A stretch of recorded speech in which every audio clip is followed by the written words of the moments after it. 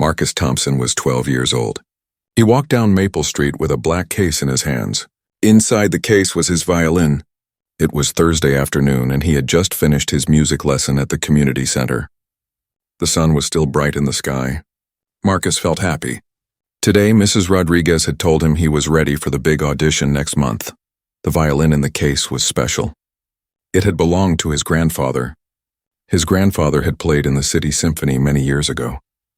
He was one of the first black musicians to play there. When Marcus's grandfather died 2 years ago, he left the violin to Marcus. The boy promised his mother he would take care of it. He promised he would make his grandfather proud. Marcus practiced every single day. 4 hours each day after school. His fingers had calluses from pressing the strings.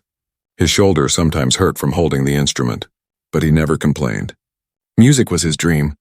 When he played, he felt close to his grandfather. He felt like he could do anything. The violin case was not heavy, but Marcus's backpack made his shoulders tired. He stopped walking for a moment. He put the backpack down on the ground. He switched the violin case to his other hand. His house was only 3 more blocks away. His mother would be home from her nursing shift soon. He wanted to tell her about the good news from Mrs. Rodriguez. Across the street, a police car sat parked near the corner store. Inside the car, Officer Derek Mitchell watched the boy. Mitchell had been a police officer for 15 years. He had worked in this neighborhood for most of those years. He thought he knew everything about this area. He thought he could tell who belonged and who did not belong. Mitchell saw a young black boy carrying a case. The officer's mind started making assumptions. He did not think about music. He did not think about school. He thought about trouble. He had seen many things in 15 years. But he never tried to see the good things. He only looked for the bad. The officer started his car. He drove slowly across the street. He pulled up next to Marcus. The boy looked up surprised. He had not done anything wrong. He was just walking home, but his heart started beating faster. His mother had talked to him many times about police officers. She told him to be polite. She told him to keep his hands where they could see them. She told him to stay calm. Mitchell got out of his car. He was a big man. He wore a dark blue uniform. His hand rested on his belt near his gun. His face looked angry. "Hey, kid," he said. His voice was not friendly. "Stop right there." Marcus stopped walking. He held the violin case tighter. "Yes, sir?" he said quietly. His voice shook a little. "What's in the case?" Mitchell asked. He stepped closer to the boy. "It's my violin, sir," Marcus answered. He tried to smile. "I just came from my music lesson." Mitchell laughed. It was not a nice laugh. "Your violin," he said. "Let me see it." Marcus did not want to open the case on the street. His grandfather's violin was precious. But he knew he had to do what the officer said. He put his backpack down. He knelt on the sidewalk. His hands shook as he opened the case. Other people on the street started to notice. Mrs. Chen from the corner store came to her doorway. 2 teenage boys stopped their conversation. A woman walking her dog slowed down. Someone took out their phone. The violin lay in the blue velvet inside the case. It was beautiful. The wood was dark and shiny. The strings were new. Marcus had cleaned it carefully after his lesson. "See, sir?" Marcus said. "It's my violin. I play in the school orchestra." But Mitchell was not listening. He was angry now. Why, Marcus did not know. The officer's face turned red. "Kids like you don't play violins," Mitchell said. The words came out like poison. "This is probably stolen. Where did you steal this from?" "I didn't steal it," Marcus said. His voice was louder now. Fear and confusion mixed in his chest. "It was my grandfather's. Please, sir, I didn't do anything wrong." More people gathered now. At least 10 people stood watching. 3 people had their phones out, filming. They all felt something bad was about to happen. But no one knew how to stop it. Mitchell reached down. He grabbed the violin from the case. Marcus stood up quickly. "Please don't," he cried. "Please. That's all I have from my grandfather." "You're lying," Mitchell said. He held the violin up. "Kids like you are always lying. Always stealing. Always causing trouble." The words hurt Marcus more than anything. Kids like you. He knew what the officer meant. He meant black kids. He meant kids from this neighborhood. He meant kids who did not deserve beautiful things. "I'm not lying." Marcus's voice broke. Tears started running down his face. Please give it back. I have my lesson papers. I can show you. I can call my teacher. But Mitchell was not interested in proof. He had already made up his mind. In his 15 years as an officer, he had made up his mind about many things. About many people. He never questioned his own thinking. He never wondered if he might be wrong. The people watching started shouting. Leave that boy alone, Mrs. Chen yelled from her doorway. He's just a child, one of the teenage boys called out. We're recording this, someone else shouted. Mitchell looked at the crowd. He was supposed to protect and serve these people, but in his mind they were all against him. They were all the enemy. He felt his anger grow bigger. Then he did something that would change everything. He raised the violin high above his head. Marcus screamed, "No!" and reached for it, but he was too late. Mitchell brought the violin down hard against the concrete sidewalk. The sound was terrible.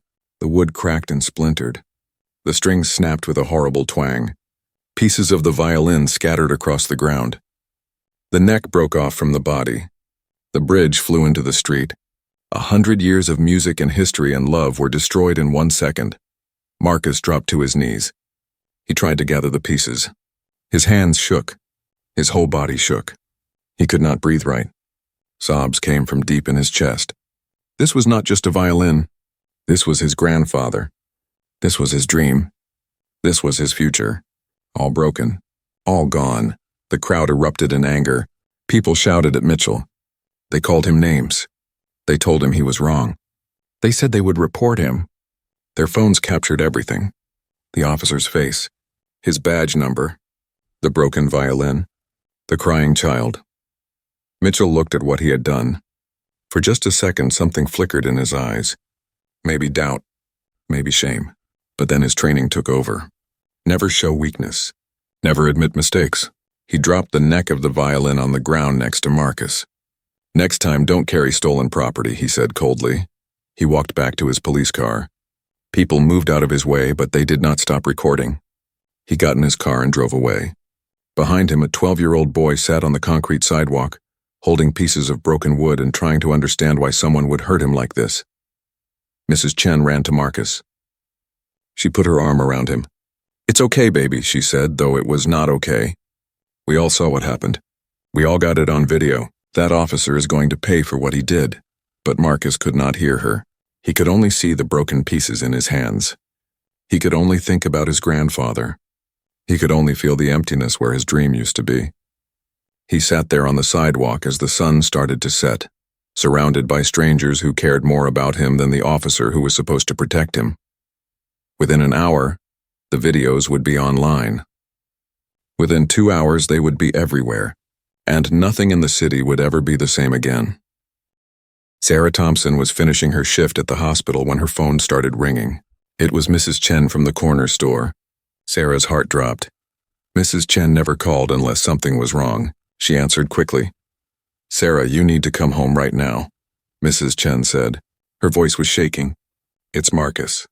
A police officer hurt him. Well, not physically, but just come home. He needs you. Sarah did not wait.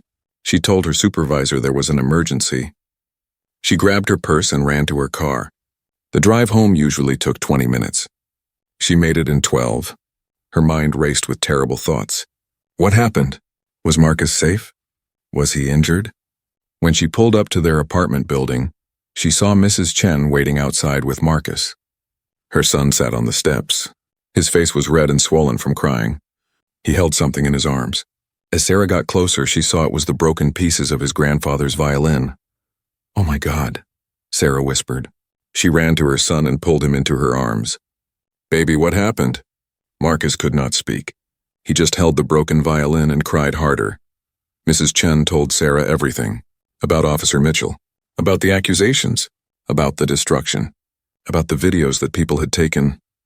Sarah felt anger rise in her chest like fire. She was a nurse. She helped people every day. She worked double shifts to give Marcus a good life. She taught him to be respectful, to work hard, to follow the rules. And for what? So some officer could destroy his dreams because of the color of his skin? She helped Marcus stand up. Thank you, Mrs. Chen, she said. Thank you for being there for him. Those videos are already online, Mrs. Chen said. Everyone in the neighborhood is talking about it. This is not right, Sarah. That officer needs to answer for what he did.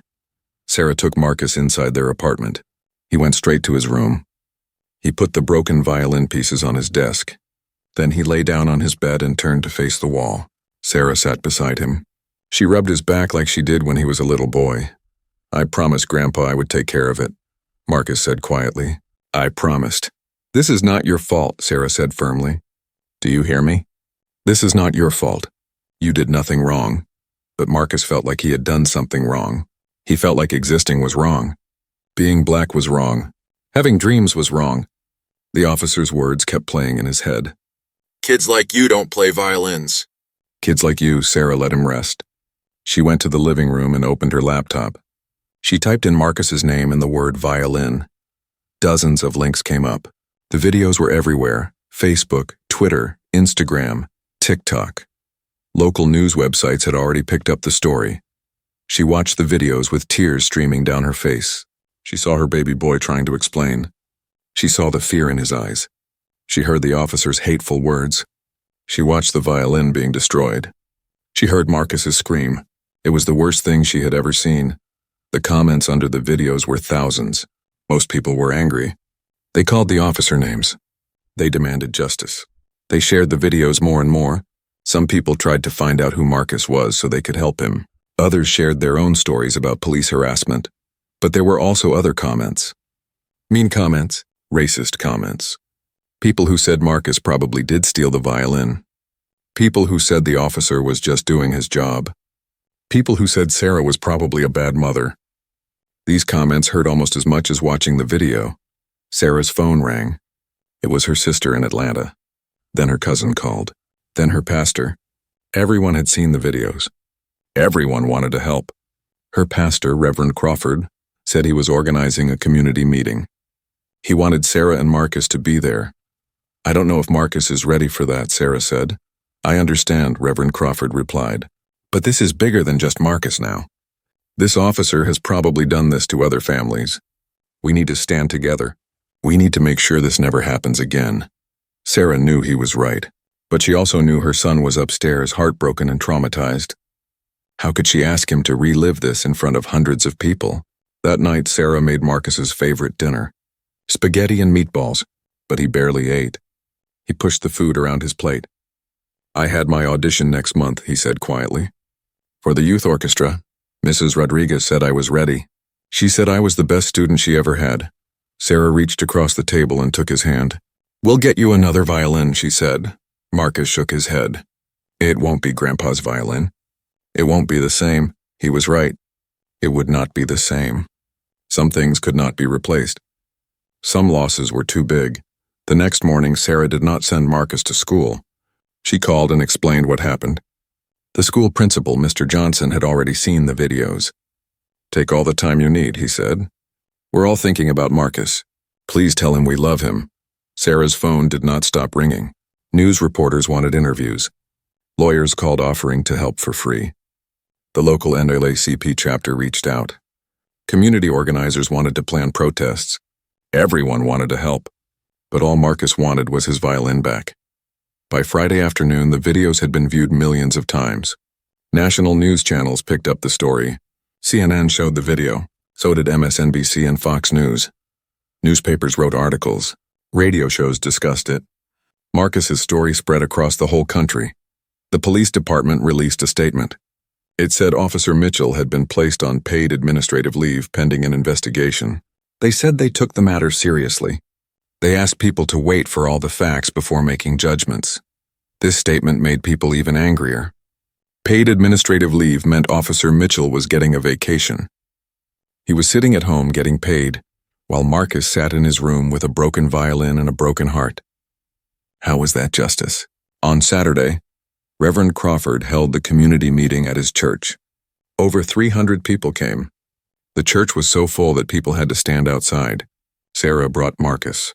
He did not want to come, but his mother said it was important. When they walked in, everyone stood up and clapped. Marcus did not understand why. He had not done anything special. He was just a kid whose violin got broken. But to the community, he was more than that. He was every black child who had been treated unfairly. He was every dream that had been crushed by prejudice. He was a symbol of everything that was wrong with the system. Reverend Crawford spoke first. His voice was strong and clear. "We are here today because of a grave injustice," he said. A child was harassed. A family heirloom was destroyed. A dream was shattered. And for what? Because an officer looked at a black boy and saw a criminal instead of a child. The crowd responded with "Amen," and "That's right, and tell it." "Officer Mitchell is on paid leave," Reverend Crawford continued. "Paid. He gets to sit at home and collect his salary, while Marcus Thompson sits at home with a broken violin and a broken heart. This is not justice. This is not right, and we will not stand for it." The crowd erupted in applause. People stood up. They chanted, "No justice, no peace." Sarah felt the energy in the room. It was powerful. It was angry, but it was also loving. All these people cared about her son. All these people wanted to fight for him. Person after person came to the microphone to speak. Parents told stories about their own children being stopped by police. Teachers talked about students who were treated like criminals in their own neighborhoods. Business owners described being harassed. The stories went on for hours. Then Reverend Crawford invited Marcus to the front. The boy did not want to go, but Sarah gently pushed him forward. He walked to the microphone. His legs felt like rubber. His hands shook. "I just wanted to play my violin," Marcus said into the microphone. His voice was so quiet that someone had to lower the microphone for him. "I practiced every day. I wanted to make my grandpa proud. I wanted to go to the youth orchestra. I didn't do anything wrong." His voice broke. Tears ran down his face. Why did he hate me so much? I didn't even know him. What did I do? Sarah ran to the stage and held her son. The entire church stood up. Many people were crying. This was not just about a violin. This was about dignity, about humanity, about the right of every child to walk down the street without fear. After the meeting, people surrounded Sarah and Marcus. They hugged them. They cried with them. They promised to fight. One woman pressed money into Sarah's hand. "For a new violin," she whispered. Sarah tried to give it back, but the woman refused. More people gave money. $20 here, $50 there. Some gave $5. It was all they could afford. But they wanted to help. By the end of the night, Sarah had over $2,000 in cash and checks. Mayor Patricia Hernandez had not attended the meeting, but she had sent someone to observe and report back. That night in her office, she watched the videos again. She read the police report. She looked at Officer Mitchell's record. What she found disturbed her. 23 complaints over 15 years, 18 from Black and Latino residents. Complaints about excessive force, racial profiling, verbal abuse, all dismissed or resulting in minor discipline. The system had protected Mitchell for 15 years, and now a child had paid the price. The mayor knew she had a decision to make. She could do what was easy: wait for the internal investigation, let the process take its time, hope the story would fade from the news. Or she could do what was right: take bold action, demand accountability. Judge Angela Morrison was 70 years old. She had been a lawyer, then a prosecutor, then a judge. She had retired 3 years ago after 40 years in the legal system. She thought she was done with difficult cases, but when Mayor Hernandez called, she could not say no. She had watched the videos like everyone else. She had seen Marcus's face. She had heard Officer Mitchell's words. As a black woman who had lived through segregation and the civil rights movement, those words cut deep. "Kids like you don't play violins." She had heard versions of those words her whole life. "Kids like you don't become lawyers. Kids like you don't belong here. Kids like you should know your place," but Judge Morrison had never known her place. She had fought her whole life. She had broken barriers. She had demanded respect. And now, in what might be her last big case, she would fight for a 12-year-old boy who deserved better. The mayor gave her full authority. She could subpoena anyone. She could access any records. She could interview anyone she needed to interview. Judge Morrison started working immediately. First, she watched all the videos. There were 7 different videos from 7 different angles. Each one showed the same thing: an officer approaching a child trying to comply, an officer destroying property, a child's heart breaking. The videos did not lie. Then she requested Officer Mitchell's personnel file. When it arrived at her office, she could not believe what she saw. The file was thick, very thick. Most officers had thin files. A few commendations, maybe 1 or 2 minor complaints, but Mitchell's file was different. 23 complaints in 15 years. Judge Morrison spread them across her desk. She read each one carefully. The pattern was clear and disturbing. In 2010, a black teenager named Deshaun Williams complained that Mitchell had stopped him 7 times in 3 months. Always asking where he was going, always asking if he had drugs, always treating him like a criminal. The complaint was dismissed. The report said Mitchell was just doing his job. In 2012, a Latino family complained that Mitchell had entered their home without a warrant. He said he smelled marijuana. There was no marijuana. The family felt violated. The complaint resulted in a verbal warning for Mitchell.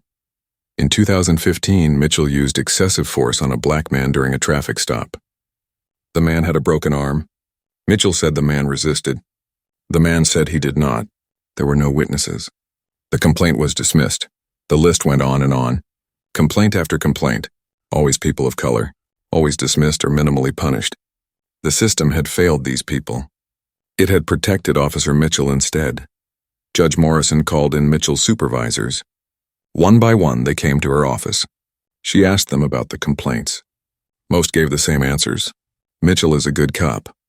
People in that neighborhood always complain. He's just tough on crime. But Judge Morrison was not buying it. 23 complaints, she said to one supervisor. Don't you think that's a lot? The supervisor shrugged. Some officers just have bad luck. They work tough neighborhoods. People don't like being held accountable. Or, Judge Morrison said coldly, maybe Officer Mitchell has a problem that nobody wanted to address. Maybe it was easier to ignore complaints than to deal with a problem officer.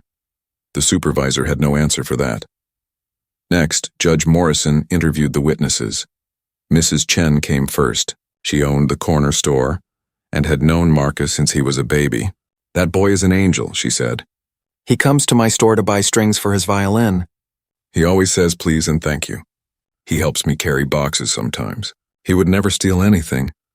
She described what she saw that day, how Officer Mitchell approached Marcus aggressively, how Marcus tried to cooperate, how the officer grabbed the violin and destroyed it. I have been in this country for 35 years, Mrs. Chen said, tears in her eyes. I have never seen such cruelty to a child, never. The teenage boys who witnessed the incident came in together. They were both 17. Both had been stopped by Officer Mitchell before. He stops us all the time, one said. Asks us where we're going. Searches our bags. We're just walking to school or to work and he treats us like criminals. When we saw him approach Marcus, we knew it was going to be bad, the other added. Mitchell has a reputation in the neighborhood. Everyone knows to avoid him if possible. Judge Morrison took notes on everything. She documented every statement. She collected all the video evidence.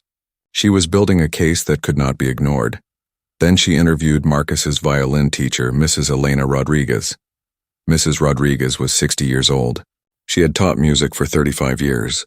She walked into Judge Morrison's office carrying a folder full of papers.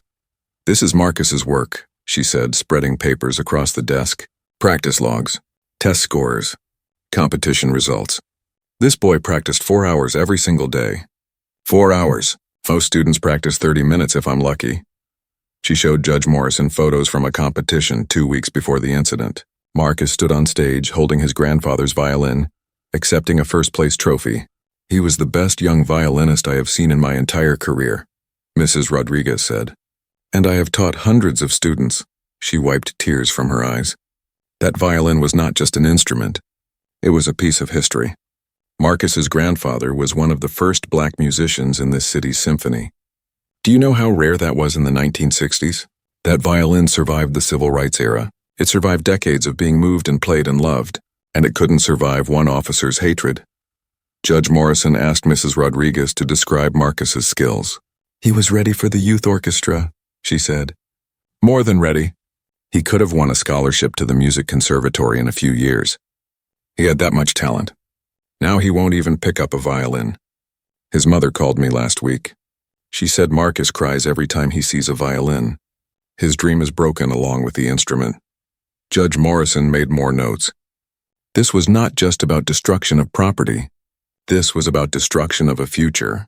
This was about a talented child being told he did not matter. She also interviewed people from the neighborhood where Mitchell worked. A young mother said Mitchell had stopped her teenage son so many times that the boy was afraid to walk to school. A shop owner said Mitchell would park outside his store and stare at customers, making them uncomfortable. An elderly man said Mitchell had pushed him against a wall during a stop, claiming he matched the description of a suspect. He did not match any description. He was just an old black man walking home. Every interview revealed the same pattern. Officer Mitchell targeted people of color. He was aggressive. He assumed guilt. He showed no respect. And somehow, for 15 years, the system had allowed it to continue. Judge Morrison requested records from the police department's Internal Affairs Division. She wanted to know how they had handled the complaints against Mitchell. What she found made her angry. Most investigations were brief, very brief, often just a few days. The investigators would interview Mitchell. They would accept his version of events. They would not thoroughly interview complainants or witnesses. The goal seemed to be to clear the officer, not to find the truth. One complaint had been filed with video evidence, but the investigator noted that the video quality was poor. The complaint was dismissed. Judge Morrison found the video. The quality was fine. You could clearly see Mitchell using excessive force, but nobody had wanted to see it. This was the blue wall of silence that people talked about. Police protecting police, even when they were wrong, even when they hurt innocent people. The system was broken. Judge Morrison worked 18-hour days. She interviewed 43 people. She reviewed hundreds of pages of documents. She watched hours of video. After 3 weeks, she was ready to write her report. She worked on it for 2 days straight. The report was 67 pages long. It documented everything, every complaint, every witness statement, every failure of the system, every lie that had been told to protect Officer Mitchell. Her conclusion was clear and direct. Officer Derek Mitchell had engaged in a pattern of discriminatory policing. He had violated the civil rights of numerous citizens. He had destroyed property belonging to a minor child. He had shown racial bias, and the police department's Internal Affairs Division had failed to hold him accountable. Judge Morrison recommended immediate termination without pension benefits.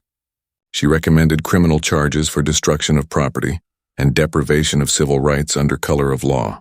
She recommended that the entire Internal Affairs Division be restructured, and she recommended that the Department of Justice investigate the entire police department for a pattern of civil rights violations. She sent the report to Mayor Hernandez on a Monday morning. The mayor read it in her office with her door closed. When she finished, she sat back in her chair and took a deep breath. This report was political dynamite. If she acted on it, the police union would attack her. Some city council members would oppose her. The next election might be lost. But if she did not act on it, she would be just another politician who talked about justice but did nothing to achieve it. She would be protecting a system that had failed Marcus Thompson and dozens of other people. The mayor made copies of the report. She sent one to the city council, one to the police chief, one to the district attorney, and one to the press. She wanted everyone to see what Judge Morrison had found. No more secrets, no more cover-ups. Everything was going to be public. Within hours, the news broke. Headlines appeared on every website. Independent investigation finds pattern of abuse. Judge recommends criminal charges for officer. Police Department's Internal Affairs, accused of cover-up. The police union immediately held a press conference. Their president, Tom Richardson, was angry. "This is a witch hunt," he said. Judge Morrison has a bias against police officers. This report is one-sided. Officer Mitchell deserves due process. But the community did not care about the union's complaints. They had read the report. They had seen the evidence. They knew the truth. And they wanted justice. That evening, Marcus sat at his desk doing homework. He tried not to look at the broken violin pieces that still sat there. He had not touched them since the day it happened. His mother wanted to throw them away, but he would not let her. They were all he had left of his grandfather. Sarah called him to the living room. "Baby, I need you to see something," she said. She showed him news articles about Judge Morrison's report. She explained what it meant. "Does this mean the officer will get in trouble?" Marcus asked. "I hope so," Sarah said. "Judge Morrison is recommending that he be fired and charged with crimes." Marcus was quiet for a moment. Will that bring back Grandpa's violin? Sarah felt her heart break. No, baby. Nothing can bring it back. But maybe this will stop him from hurting someone else. Marcus thought about all the other people Officer Mitchell had hurt. All the complaints in the report. All the families who had been harassed and violated. Maybe his broken violin had finally exposed something that needed to be exposed. Maybe some good could come from something so bad. I hope they listen to Judge Morrison, Marcus said quietly. I hope they do the right thing. So did Sarah, so did the community. So did everyone who believed in justice. Now it was up to the mayor to decide what came next. Mayor Patricia Hernandez did not sleep well for 3 days. Judge Morrison's report sat on her desk. She had read it 5 times. Each time she felt more certain about what she needed to do. And each time she felt more afraid of the consequences. Her political advisors told her to be careful. Don't rush into anything, they said. Wait for the process to play out. Let the union have their say. Think about the next election. But every time she started to listen to them, she would remember the video. She would see Marcus's face. She would hear the sound of the violin breaking. And she would know that waiting was the same as doing nothing. The police chief, Raymond Cooper, came to her office. He was a career officer. He had been with the department for 30 years. He did not like Judge Morrison's report. He thought it was too harsh. Officer Mitchell made a mistake, Chief Cooper said. But we shouldn't destroy his career over one incident. He has 15 years of service. Mayor Hernandez looked at him with disbelief. One incident, she said. Did you read the report? There were 23 complaints. 23. And your Internal Affairs Division dismissed almost all of them. This wasn't one mistake. This was a pattern. Those complaints were investigated, Cooper said defensively. We followed procedure. Your procedure is broken, the mayor said. Her voice was firm. Your procedure protects bad officers instead of the community. That's exactly what Judge Morrison documented. Chief Cooper shifted in his seat. If you fire Mitchell, you'll have a revolt on your hands. The union will fight you. Officers will lose trust in your leadership. It could make the city less safe, the mayor leaned forward. You know what makes the city less safe? Officers who abuse their power. Officers who treat citizens like enemies.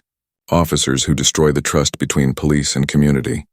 That's what makes us less safe. The chief had no response.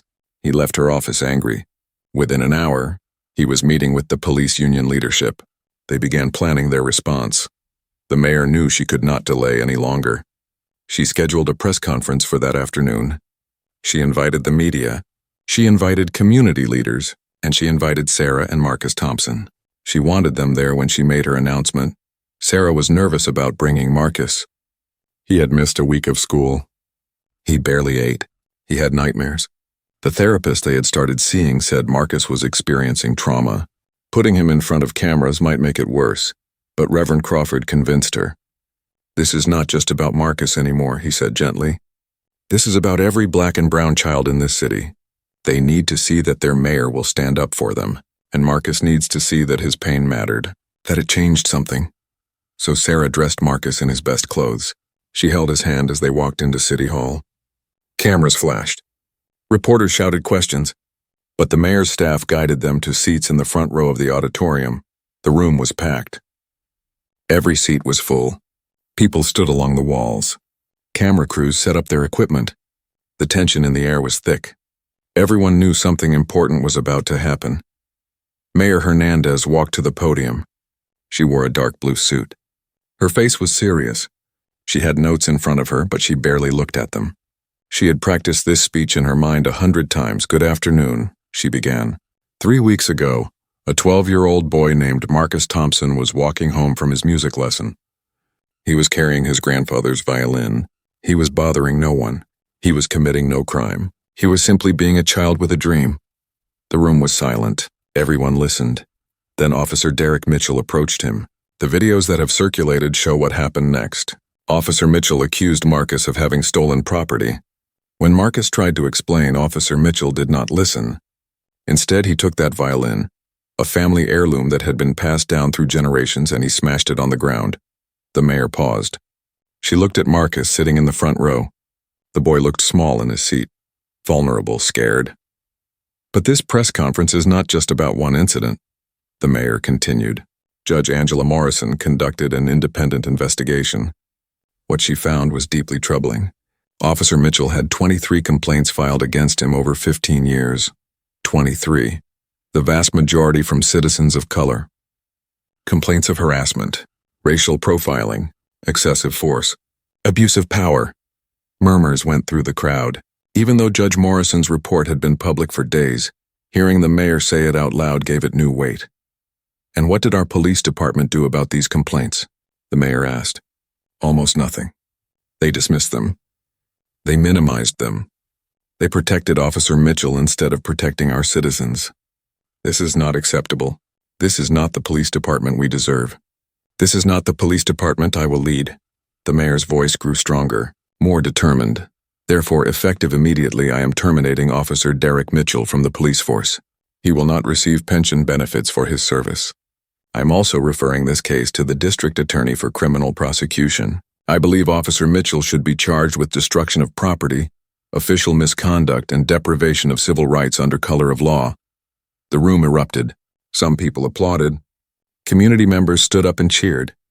But others looked shocked. A few police officers in the back of the room walked out. They slammed the doors behind them. The mayor raised her hand for silence. I'm not finished, she said. I am also requesting that the United States Department of Justice investigate our entire police department for a pattern of civil rights violations. Judge Morrison's report suggests that the problems go beyond one officer. They are systemic. And if we have systemic problems, we need systemic solutions. This announcement created even more shock. A Department of Justice investigation was serious. It could lead to federal oversight of the police department.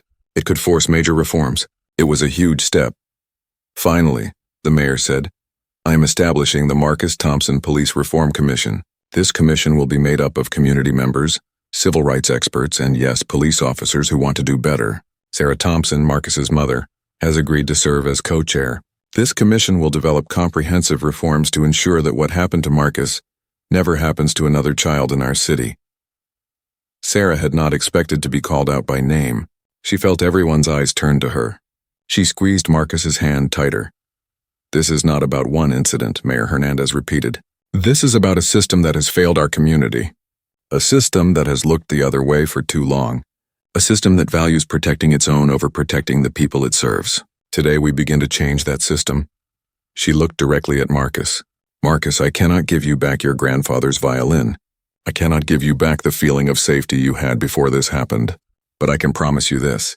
I will fight to make sure no other child suffers what you suffered. I will fight to make this city better. I will fight for justice. Not just for you, but for everyone. The mayor stepped away from the podium. The room exploded with questions from reporters. But the mayor's staff had already planned for this. They quickly moved Sarah and Marcus to a private room away from the chaos. Reverend Crawford was waiting there. So was Judge Morrison. They both hugged Sarah and Marcus. You did it, Reverend Crawford said to the mayor when she joined them. You actually did it. I did what was right, Mayor Hernandez replied. Now comes the hard part. Making it stick. She was right to be concerned.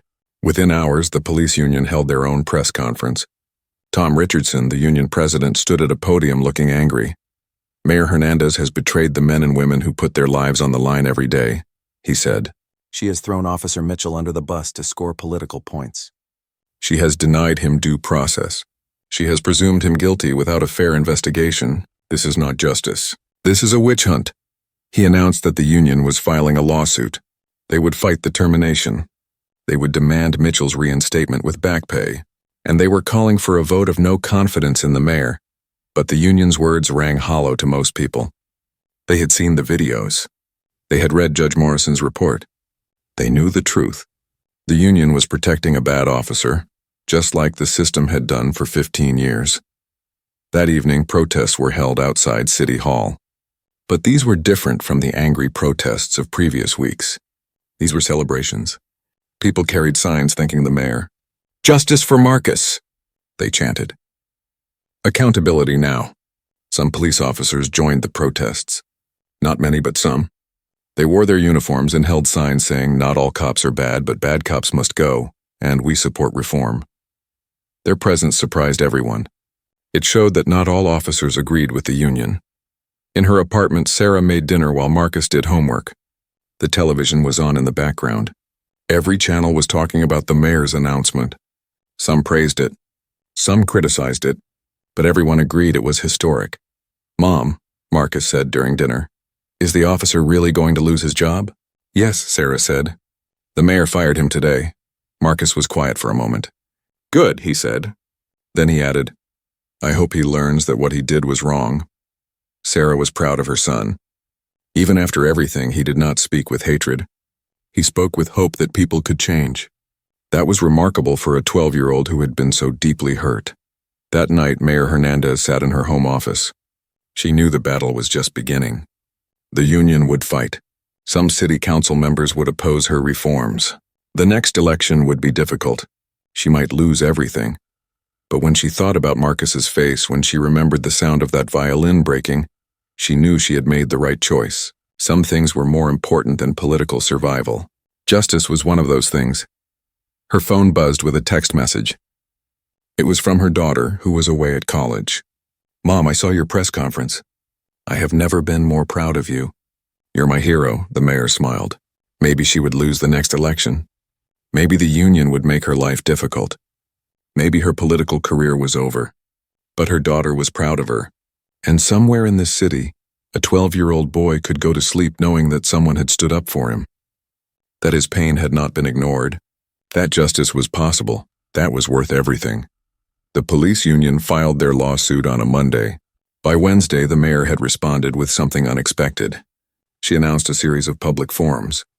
These would not be normal town halls where politicians talked and citizens listened. These would be listening sessions. The police would come and listen. They would not speak. They would not defend. They would just hear what the community had to say. The announcement shocked everyone. Police Chief Cooper was furious. "You're making my officers sit there and be attacked," he complained to the mayor. "No," Mayor Hernandez replied calmly. "I'm making your officers listen to the people they serve. There's a difference. If they feel attacked by people's honest experiences, maybe that tells us something important." The union called the forums public shaming. They said it was unfair. They said it was humiliating. But the mayor made it clear. Any officer who refused to attend would face discipline. This was not optional. The first forum was scheduled at Marcus's middle school. The auditorium held 500 people. It was full an hour before the start time. People stood in the hallways. They gathered outside. Everyone wanted to speak. Everyone had a story. 100 police officers were required to attend. They sat in rows at the front of the auditorium. Some looked angry. Some looked uncomfortable. A few looked genuinely open to listening. Chief Cooper sat in the front row, his arms crossed over his chest. Mayor Hernandez stood at the podium. "Thank you all for coming," she said. "Tonight is about listening. Our police officers are here to listen to your experiences, to understand how their actions affect this community. There will be no interruptions, no arguments, no justifications. Just listening." She set the ground rules. Each person would have 3 minutes to speak. They could share any experience they had with police in this city. Officers were not allowed to respond or defend themselves. They were only allowed to listen. An elderly black woman was first to the microphone. Her name was Dorothy Jenkins. She was 78 years old. She walked slowly with a cane. "I have lived in this city for 78 years, she began. Her voice shook a little, but it was strong. "I remember when black people could not eat at certain restaurants, when we had to use different water fountains, when police officers called us terrible names and nobody cared." She paused and looked at the officers in the front rows. "I thought things had changed. But 5 years ago, my grandson was stopped by police. He was 17. He was walking home from basketball practice. 3 officers stopped him. They pushed him against a wall. They searched him. They found nothing because there was nothing to find. But they treated him like a criminal anyway." Tears ran down her face. "My grandson does not play basketball anymore. He is afraid to go outside. He has anxiety attacks. You broke him. And nobody ever said sorry. Nobody ever cared." She walked away from the microphone. The room was silent. Some officers shifted in their seats. Some looked at the floor. Next, a young mother came forward. She held a photo in her hands. "This is my son, Jamal," she said, holding up the picture. "He is 6 years old. Last month, I had to teach him how to behave if police stop him. A 6-year-old. I had to tell him to keep his hands where they can see them, to say yes, sir, and no, sir, to not make sudden movements. He asked me why. What could I tell him? That people might hurt him because of the color of his skin? She started crying. He should be worried about homework and cartoons, not about surviving a police encounter. What kind of city do we live in where I have to have that conversation with a 6-year-old? Person after person came to the microphone. A teenager described being stopped 9 times in 6 months while walking to school. A business owner talked about officers harassing his customers. A teacher shared how her students were afraid of police. A father described watching his daughter be handcuffed for talking back to an officer. The stories went on for hours. Stories of fear. Stories of humiliation. Stories of violence. Stories of loss. Every story was different, but they all shared a common thread. People of color in this city did not feel protected by police. They felt threatened. Then Marcus walked to the microphone. He had not planned to speak, but his mother encouraged him. "Tell your truth, baby," she whispered. Marcus stood at the microphone. He was so short that someone had to lower it. He looked at the police officers in the front rows. Some of them would not meet his eyes. "My name is Marcus Thompson," he began. "I'm 12 years old. I love music. I loved my violin." His voice was quiet, but the room was so silent that everyone heard every word. "I practiced 4 hours every day," he continued. "I wanted to be in the youth orchestra. I wanted to make my grandpa proud. He gave me that violin before he died. It was the most important thing I owned." He took a breath. His hands gripped the microphone stand. "Officer Mitchell looked at me and saw a criminal, but I'm not a criminal. I'm a kid. I have dreams. I have feelings. I matter." His voice cracked. He smashed my violin and he said, "Kids like you don't play violins. Kids like me." He meant black kids. He meant I didn't deserve beautiful things. He meant I didn't belong. Tears ran down Marcus's face, but he kept talking. "I have nightmares now. I'm scared of police officers. When I see a police car, my heart beats fast and I feel sick. I used to feel safe. Now I don't." He looked directly at the officers. I just want to know why. "Why did he hate me so much? What did I do? Why wasn't being a kid enough?" Marcus walked back to his seat. His mother held him while he cried. Around the auditorium, people were crying too. Some of the police officers had tears in their eyes. A few got up and left. They could not handle it. One of those officers was a young man named David Chen. He had been on the force for only 2 years. He stood outside the auditorium, breathing hard. Another officer who had walked out, a woman named Lisa Martinez, stood next to him. "I can't do this," Chen said. "Listening to that kid? I have a son his age." "Me too," Martinez said quietly. "I joined to help people. But hearing these stories, I wonder if we're actually hurting them." A third officer joined them. Robert Thompson was a veteran with 12 years of experience. He was also black. "This is what I've been trying to tell you all for years," he said. "This is what it's like for our community." But nobody wanted to listen. The 3 officers stood in silence. They could hear more voices from inside the auditorium. More stories. More pain. "We need to do better," Martinez said finally. "We need to be better," Chen nodded. "I don't want any kid to be afraid of me. That's not why I became a cop." Inside the auditorium, the forum continued. It lasted 5 hours. 63 people spoke. Every story was heartbreaking. Every story revealed the huge gap between police and community. When the last person finished speaking, Mayor Hernandez returned to the microphone. "Thank you to everyone who shared tonight," she said. "To the officers here, I know this was difficult. But this is reality for thousands of people in our city. This is what we must change." She turned to the officers. "You will attend 5 more sessions like this. Different neighborhoods, different voices, but the same message. If you truly want to serve and protect, you must understand the people you serve. You must hear their pain. You must do better." The forum ended. People left slowly. Many stopped to hug Sarah and Marcus. They thanked the boy for his courage. They told him he was brave. Marcus did not feel brave. He felt tired and sad, but he also felt something else. He felt heard. Over the next 3 weeks, 5 more forums were held. Each one was packed. Each one brought more stories. And slowly, something began to change. Some officers started to understand. Not all of them. Some remained defensive and angry, but others began to see themselves through the community's eyes. They began to understand the fear they created. the hurt they caused, the trust they had broken. Officer Robert Thompson started meeting with other officers who wanted reform. They called themselves the Alliance for Better Policing. They were cops who believed in accountability, who believed in change. There were only 15 of them at first, but the group grew. They spoke out against the union's lawsuit. They said Officer Mitchell should be fired. They said the department needed reform.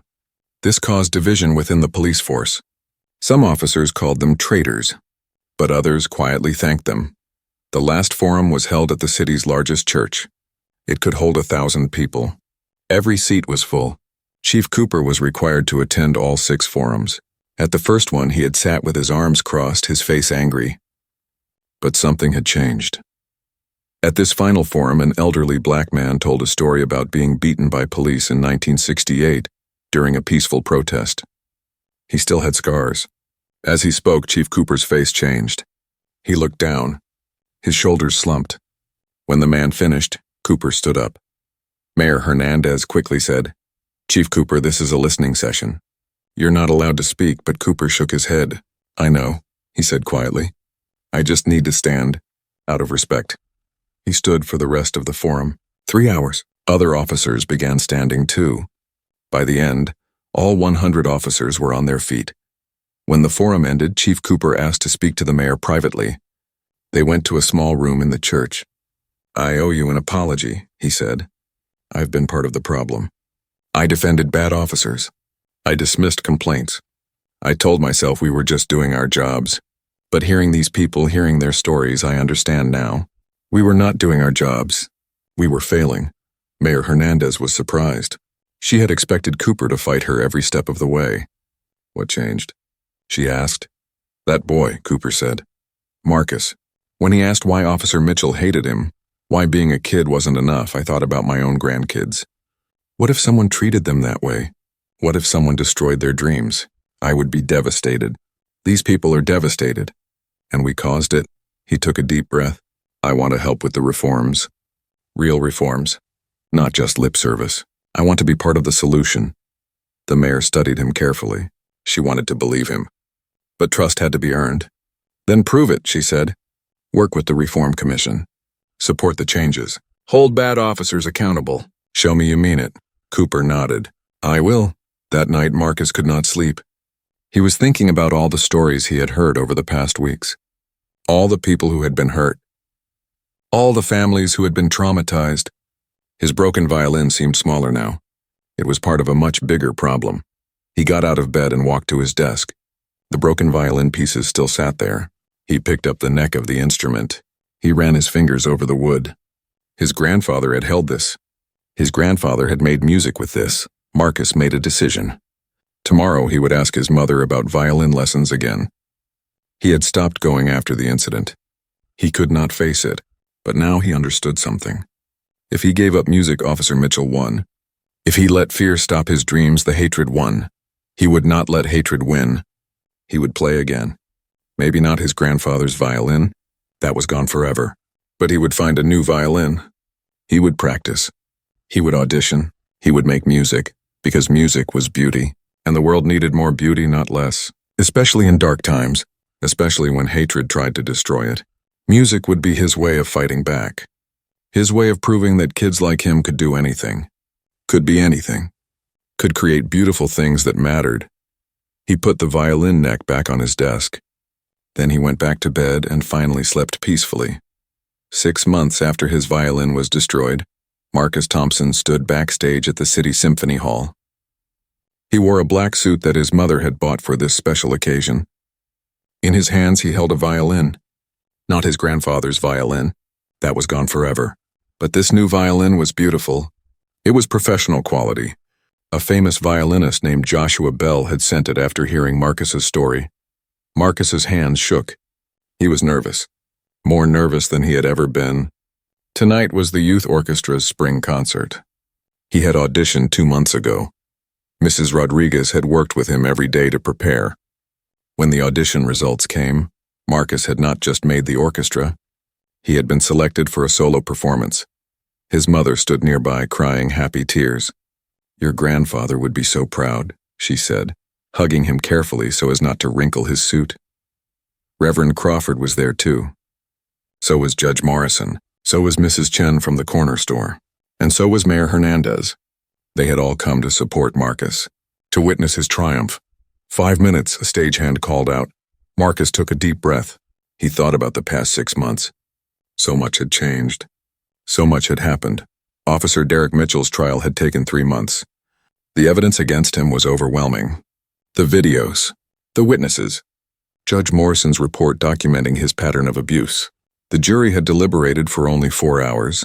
They found him guilty of destruction of property, official misconduct, and deprivation of civil rights under color of law. The judge had sentenced him to 2 years in prison and 5 years of probation.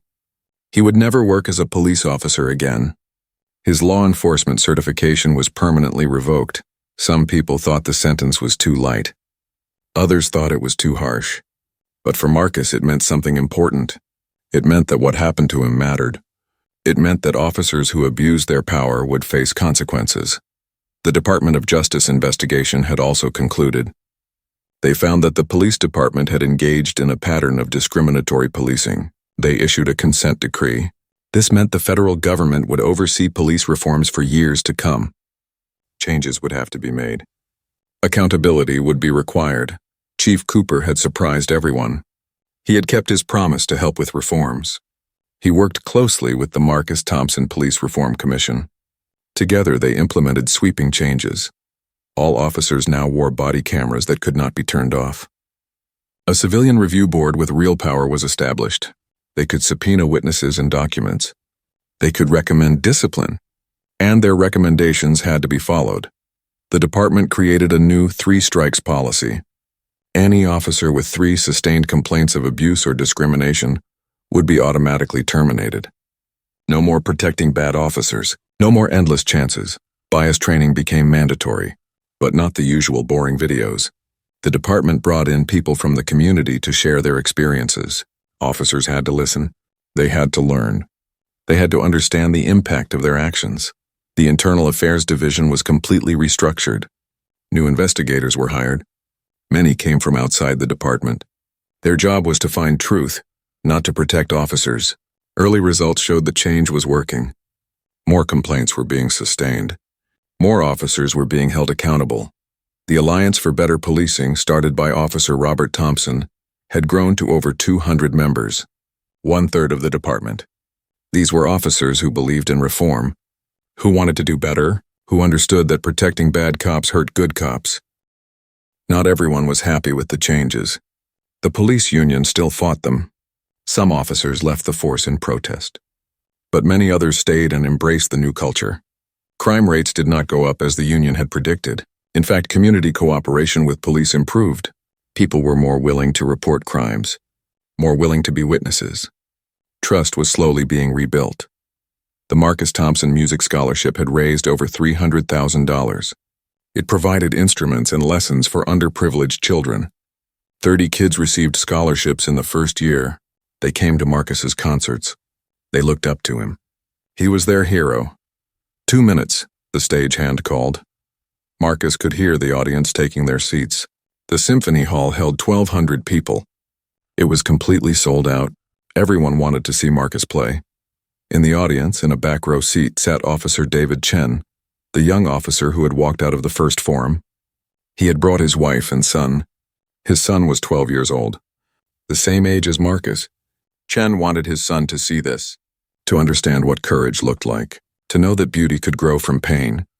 Next to Chen sat Officer Lisa Martinez. She had also walked out of that first forum, but she had come back. She had listened. She had changed. She was now part of the Alliance for Better Policing. She helped train new recruits about bias and community relations. Officer Robert Thompson sat several rows ahead. He was in uniform, attending on his day off. He believed in showing the community that good officers existed. That change was possible. That not all cops were bad. Near the front, Sarah Thompson sat with tears already streaming down her face. She thought about how close she had come to losing her son. Not physically, but spiritually. The incident had almost broken Marcus.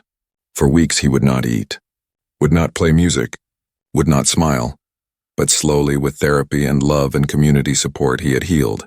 Not completely, He still had nightmares sometimes. He still felt nervous around police. But he had found his way back to music, back to his dreams. And that was everything. 1 minute, the stagehand said. Marcus closed his eyes. He thought about his grandfather. He imagined him standing there, proud and smiling. Play from your heart, his grandfather used to say. Let the music tell your story. Marcus had a story to tell. A story of pain and loss, but also of resilience and hope. A story of a community that stood together. Of people who fought for justice. Of a city that chose to change. You're on, the stagehand whispered. Marcus walked onto the stage. The lights were bright. The audience was huge. But he did not feel scared. He felt ready. The conductor smiled at him. The orchestra was ready. Marcus raised his violin. He placed it under his chin. He lifted his bow. And then he began to play. The piece was Dvořák's Going Home, his grandfather's favorite. The melody was beautiful and sad. It spoke of longing and memory, of love that transcends death, of hope that survives darkness. Marcus played with his whole heart. Every note carried emotion, pain, loss, anger, but also forgiveness, hope, love. The music swelled and filled the hall. People in the audience closed their eyes and let the music wash over them. Sarah sobbed openly. Judge Morrison wiped tears from her eyes. Mayor Hernandez thought about the risks she had taken, the political battles she had fought. Seeing Marcus play, she knew it was all worth it. Even some of the police officers in the audience cried. They heard in the music what words could not express. The hurt they had caused, the trust they needed to rebuild, the work that still lay ahead. As Marcus played the final notes, the hall was completely silent. Then as the last sound faded, the audience erupted. Everyone stood. They clapped. They cheered. They cried. The ovation lasted 5 full minutes.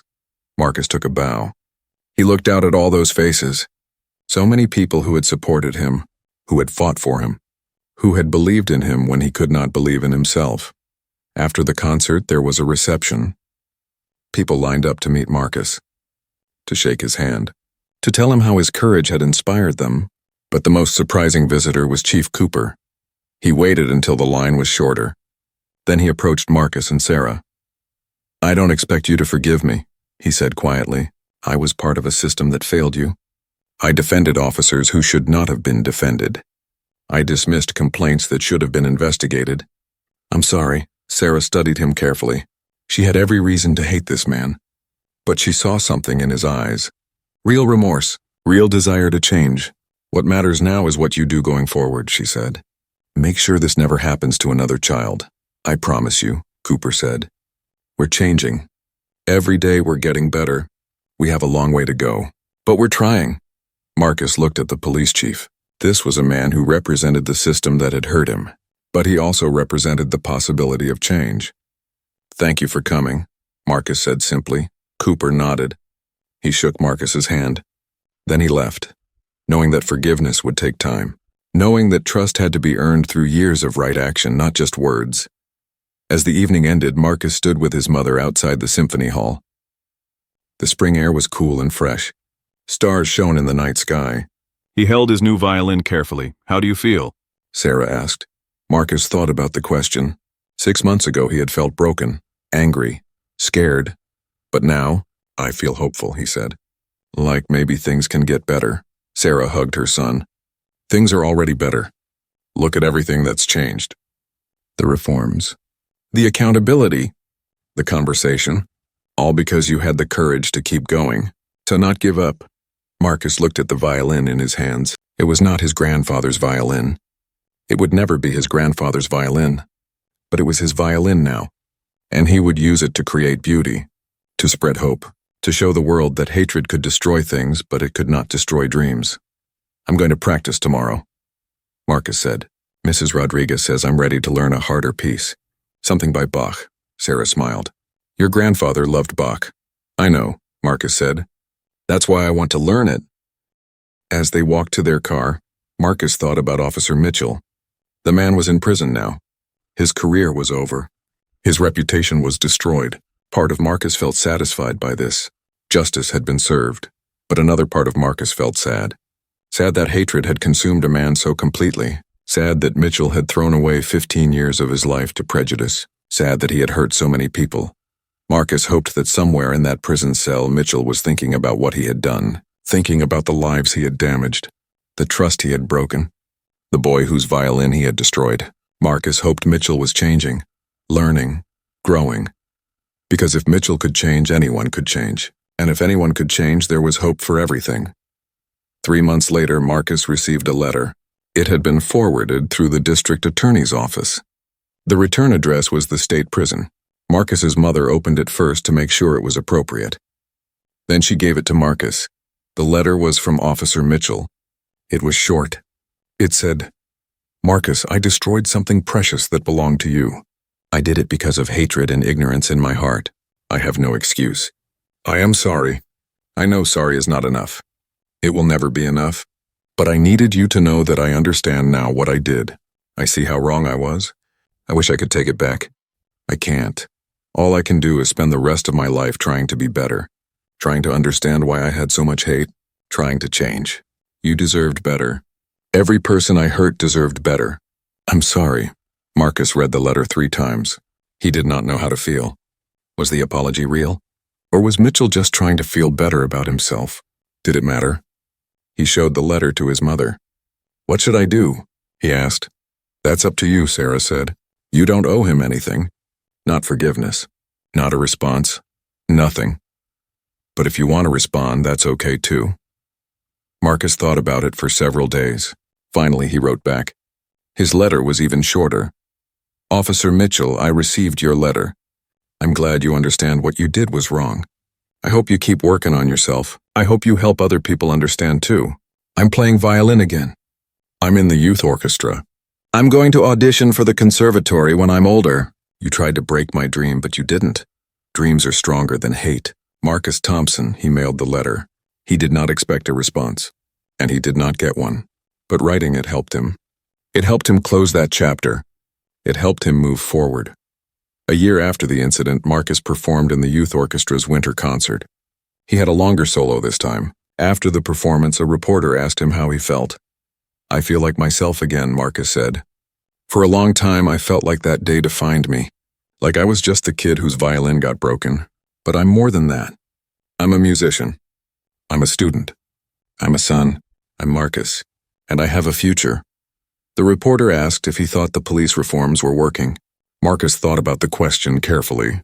"I think change is slow," he said. "But it's happening. People are listening now. People care. That's a start. We have to keep pushing, keep fighting, keep demanding better. But yes, I think things are better than they were." Sarah watched her son speak with such maturity and wisdom. He had grown so much. The incident had taken something from him. His innocence, his sense of safety, his grandfather's violin, but it had also given him something. A voice, a purpose, a platform to create change. 5 years later, Marcus Thompson graduated from high school. He had won a full scholarship to the prestigious Juilliard School in New York City. He would study violin performance. He would follow his dreams. At his graduation, Mayor Hernandez gave a speech. She talked about courage, about resilience, about a city that had chosen justice over convenience. She pointed to Marcus in the audience. "This young man changed our city," she said. "He showed us that one voice can make a difference, that one story can create a movement, that pain can become purpose." After the ceremony, Marcus stood outside in his graduation gown. He held his violin case, the same case that Joshua Bell had sent him. Inside was the violin he had played for 5 years. He had gotten very good. Good enough for Juilliard. Good enough to have a future in music. Someone tapped his shoulder. He turned around and saw Officer Robert Thompson. The man had become Chief Thompson 2 years ago when Chief Cooper retired. He had continued the reforms, had built on them, had made the department even better. "Congratulations, Marcus," Chief Thompson said. "Juilliard. That's incredible. Thank you," Marcus said, "and thank you for everything you've done. For the department, for the community." Chief Thompson smiled. "You started this. That day when your violin was broken, you showed this city what we had become, what we needed to change. Every reform we've made, every life we've improved, it started with you." Marcus shook his head. "It started with a lot of people. My mom, the mayor, Judge Morrison, you, Mrs. Chen, everyone who spoke at those forums, everyone who demanded better. It wasn't just me. Maybe, Chief Thompson said. But you were the catalyst. You were the spark. Never forget that. As Marcus drove away from his high school for the last time, he thought about everything that had happened. The worst day of his life had led to some of the best things in his life. His music, his purpose, his voice, the changes in his city, the scholarships for other kids, the reforms that would protect future generations. His grandfather's violin was still broken. The pieces still sat in a box in his room. He would never play it again, but in a way, that broken violin had created more music than it ever could have while it was whole. It had created a symphony of change, a melody of justice, a harmony of hope. And Marcus Thompson, the boy who Officer Mitchell said didn't belong playing violin, was going to Juilliard. He was going to make music for the rest of his life. He was going to prove every single day that kids like him could do anything, could be anything, could change the world. Hatred had tried to destroy his dream, but love had rebuilt it. Community had strengthened it. Justice had protected it. And now nothing could stop him. Nothing could silence his music. Nothing could dim his light. He was Marcus Thompson. He was a musician. He was a survivor. He was a change maker. And his song was just beginning.